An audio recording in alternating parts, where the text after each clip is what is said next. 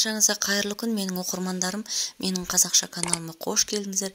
Ең алдымен каналыма тіркеліп, қоңырауша белгісін баса кетіңіз. Сіздермен Динара. Достар, Наурыз мейрамы құтты болсын, берекелі құтты жыл болсын. Отбасыларыңызға амандық, өздеріңізге денсаулық тілеймін. Және де ораза айы қабыл болып, ниеттеріңіз орындалып, ізгі амалдарыңыз, Алланың ақ тілектеріңіз орындалып, барша ниеттеріңіз, мұраттарыңыз орындала берсін. Сіздермен Динара. Бүгін інжірдің пайдасы туралы айтатын боламын. Інжірді аспириннің орнына тұтыныңыз. Інжірдің құрамында эфир майы, қан құрамында жүйелендіріп, оның қоюланып кетуіне жол бермейді. Ыстықты қайтаратын дәріні ішудің қажеті жоқ. Орнына күніне бір інжір жеп тұрсаңыз болады. Ми жұмысын жақсартады. Інжірдің шығармашылықпен айналысатын жандарға жеген жақсы. Мысалы, суретшілерге, композитор, жазушы, ақын, кәсіпорын иелеріне толассыз ой үстінде жүргендіктен бұл жемістің миға әсері мол. Жоғары температура ауыз қуысының індетті бронх қабуына, тамақ ауруы кезінде бір ас уақтап туралған інжірге 2 стакан қайнаған су құйып 10 минут баяу отқа қойсаңыз жетеді. Салқындатып сүзгіден өткізіп күніне 3-4 рет ішіңіз. Шаршап әлсіреп жүйке жұқарған кезде 1 стакан жылы сүтке 4-5 жемісті салып, ашытып, ұнтақтап күніне 2-4 рет жеңіз. Несеп тас ауруы, цистит, пиелонефрит, несеп төгу кезінде аурулардың алдын алады. 3-5 інжірді 200 мг қайнаған суға салып, 5 минут бойы отқа қойыңыз. Кейін жақсылап езіп, тамақтан тыс уақытқа тұтыныңыз. Інжір қосылған жалпы әлдендіретін салат. Егер бутерброд пен жұмыртқаның орнына күндіз інжір қосылған салат жесеңіз, көпке дейін қарныңыз ашпайды және жүрегіңізге де жеңіл болады. Інжір 300 грамм, қара өрік 150 грамм, миндаль жаңғағы 2,5 ас қасық, айран 1 стакан, апельсин қабығының үгіндісі.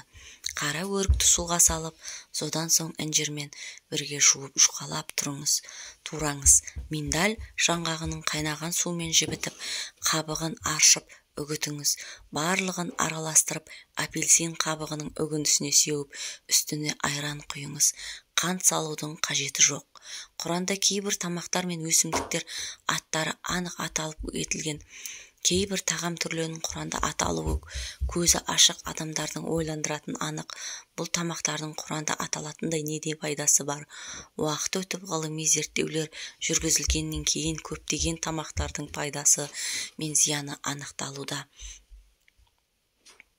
Құранда аталған тамақтардың және қырларын анықтау арқылы олардың адам өмірі мен денсаулығына қаншалықты пайдасы туралы көбірек түсіне бастаймыз.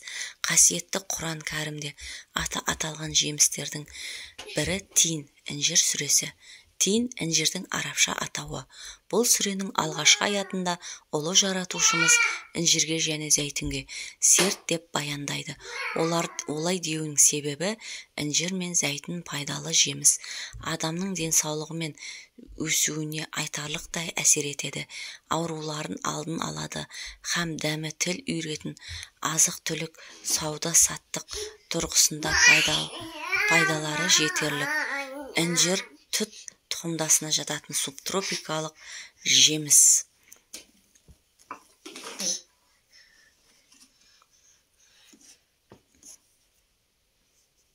Інжір тамыры жақсы дамыған, сабақтары жасыл, сүтті шырынды ағашта өседі. Аталық ағашын капферикус, ал аналығын фиг деп атайды. Ылғалды жерде өсіп, жаздың ыстығына төзімді, топырақ талғамайды, бірақ қара шірігі мол, саздақ топырақты жақсы өседі. Тарихшылардың айтуы бойынша ең алғаш Малайзияда пайда болған екен. Інжір түрлі дәрумендерге бай. Атап айтсақ, құрамында С, Б1, Б2 дәрумендермен қатар каротин, кальций, калий, фосфор, қант, пектин заты бар. Мысалы, кептірілген інжір құрамында мынадай болып келеді: су 23%, құнарлығы 274, белок 4,3, майлылығы 13, углевод 69, витамин А 1,6, тиамин B1 7,1, рибоплафин B2 6,2, ниацин 3,9. Інжір мен зәйтүн тағамдық фармацевтикалық құндылыққа ие болғандықтан адам денсаулығына ерекше рөл атқарады. Інжір қақырықтың себебінен болатын құрғақтықты кетіріп, әсіресе тамақта толық шықпай қалған қақырықты түсіреді. Тамақ кеуде суық тию, тұмау ауруларына өте пайдалы. Жөтелге күшейген адам үшін таптырмас ем, зәрді көбейтеді. Тәбетті нашар болған кісі үшін аш қарынға жаңғақ немесе миндал дәнімен қосып жесе, тәбеті ашылады. Әрі суық тиюге қарсы антисептик боп саналады. Геморрой, қан тамырларының ауруына інжірдің пайдасы мол. Бүйрек тасын түсіріп, қуықты тазалайды. Улануға қарсы күресу қасиетіне ие. Кептірілген інжір өте пайдалы. Мәселен, сүт немесе сумен қайнатып ішсе, қызылша, қышыма ауруларына, ыстық суықтан пайда болған қызаруларға пайдалы. Жүйке жүйесін тыныштандырады. Қасиетіне ие суға қайнатып, ауыз қуысын шайса, ет жиек жараларын, ауыз қуыс жараларына ем. Інжірдің жүкті немесе бала емізетін аналар үшін орасан зор пайдалары бар. Інжір піскен немесе шикі күйінде пайдалануға болады. Сондықтан оны жылдың кез келген мезгілінде қолдана аламыз. Жеуге болмайтын жағдайлар: інжір ішектері қабынға немесе қант диабеті ауруларына шалдыққан адамдарға көп пайдаланбаған жөн. Сондай-ақ інжір жеу бауыры әлсіз адамдарға және де ас қорыту жүйесі ауыратын адамдарға насихат етілмейді. Себебі інжірдің құрамында қант және ақуыз мөлшері жоғары. Ардақты пайғамбарымыз Мұхаммедтің кімде-кім жүрегінің жақсы жұмыс істеуін қаласа, інжір жеуді жалғастырсын деп айтқаны тегін емес. Себебі құрамында калий көп болғандықтан жүрек қан тамырларын ауруларына таптырмас ем. Мұны қазір медицинада ғылым да дәлелдеп отыр. Ислам тарихшыларының айтуынша, Зұлқарнайын жорыққа шыққанда ас орнына пайдасы мол алып жүруге ыңғайлы адамды тойдыратындай азық ретінде осы інжір жемісін көп пайдаланған екен. Ас қорытуды ынталандырады. Қан тамырлары мен жүрек денсаулығын жақсартуы мүмкін. Қандағы қант деңгейін бақылауға көмектесуі мүмкін. Қатерлі ісік қарсы потенциалдары қасиеттері терінің сау болуына ықпал ете алады. Диетаға інжірдің қалай қосуға болады? Інжір көз жасына ұқсайтын ерекше жеміс. Олардың өлшемі бас бармақтай, жүздеген кішкентай тұқымдармен толтырылған және де жеуге жарамды күлгін немесе жасыл терілері бар. Жемістің целлюлозасы қызғылт түсті, жұмсақ тәтті дәмі бар. Күріштің ғылыми атауы фикус карика.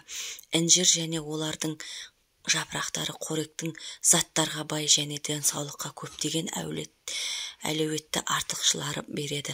Олар ас қорытуды жақсартады, жүрек ауруының қаупін азайтады және де қандағы қант деңгейін бақылауға көмектеседі.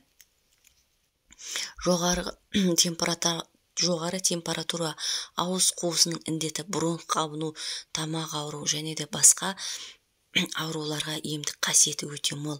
Бір ас қасық уақтап туралған інжірге 2 стақан қайнаған су құйып, 10 минут отқа қойып, салқындатып, сүзгіден өткізіп ішіңіз. Шаршап әлсіреп, жүйкеңіз сыр берсе, 1 стакан жылы сүтке 5 жемісті салып, ашытып, ұнтақтап күніне 2 рет жеңіз. Несеп және тас, цистит, басқа да ауруларға өте пайдасы орасан зор. 5 інжірді 200 мг қайнаған суға салып, 5 минут баяу отқа қойып, жақсылап езіп, тамақтан тыс уақытқа тұтыныңыз. Достар, егер менің ақпаратым сіздерге ұнаса, өз пікірлеріңізбен бөлісе отырыңыздар. Мен сіздермен қоштаспаймын. Келесі видеода кездескенше менен пайдалы ақпарат, сіздерден қолдау күтемін. Мен сіздермен қоштаспаймын. Келесі видеода кездескенше аман сау болыңыздар. Ниеттеріңіз қабыл болсын. Алла разы болсын.